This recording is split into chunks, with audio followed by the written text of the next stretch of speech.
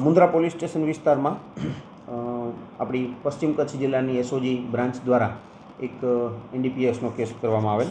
એમાં હકીકત એવી છે કે તારીખ 3/9/25ના રોજ આપણા એસઓજીના સ્ટાફના એએસઆઈ છે ચેતનસિંહ જાડેજા તથા ગોપાલભાઈ ગઢવીને બાતમી મળેલ, જેના આધારે શક્તિનગરની પાસે બંસીધર હોટલવાળી ગલીમાં બિરબલ કુમાર નામનો વ્યક્તિ પોતાની ઓરડીમાં માદક પદાર્થ ગાંજાનો જથ્થો રાખેલ છે તેવી હકીકત મળેલ।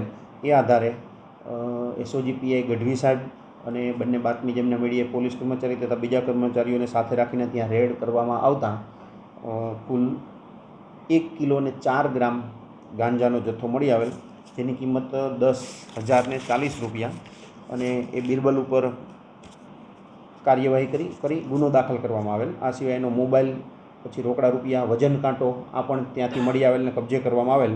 કુલ 16,440 રૂપિયાનો મુદ્દામાલ છે એ આરોપીની ઓરડીમાંથી કબજે કરવામાં આવેલ। આરોપી હાલ પોલીસ રિમાન્ડ હેઠળ છે। નામદાર કોર્ટમાં રજૂ કરતાં આરોપીના 4 દિવસના પોલીસ રિમાન્ડ મંજૂર કરવામાં આવેલ। સાહેબ, આરોપી આ માદક પદાર્થનો જથ્થો ક્યાંથી લાવ્યો હતો તેને લઈને શું તપાસ કરવામાં? જી, બહુ ટૂંકી માહિતી આ બાબતની આરોપી પાસેથી મળી શકેલ।